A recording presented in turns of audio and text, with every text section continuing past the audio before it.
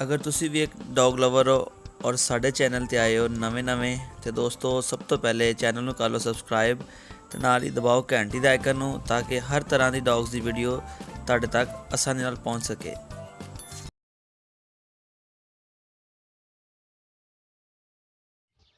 जी अस्सलाम वालेकुम।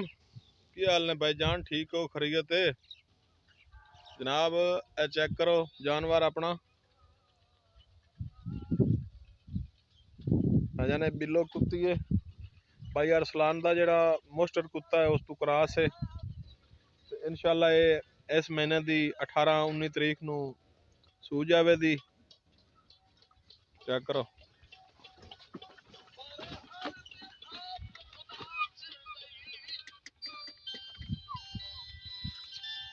बिल्लो।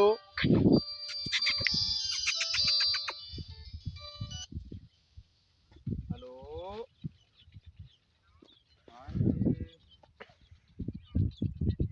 बिल्लो।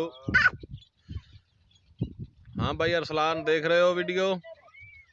भाईजान बाद औकात इंज हुंदा है, हर बंदा शौक तो कर लेंदा है लेकिन उसनू तोड़ नहीं पहुँचाइंदे। आदरा वे शौक छड़ दईए तो उनका फिर केड़ा फायदा हुंदा है भाईजान। ते असी अलहमदुलिल्लाह तुहाडे कुत्ते कोलों क्रॉस लिया सी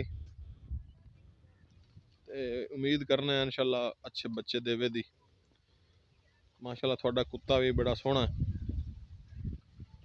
दुआ करा दे इंशाल्लाह बच्चे जेड़े ना वो ज्यादा तादाद विच पैदा होण ताकि असी जेड़े बाकी दे साडे शौकीन भरा ने कोई उन्हां नूं भी असी बच्चा जेड़ा है वो गिफ्ट कर सकीए। ओके भाईजान, अल्लाह हाफिज।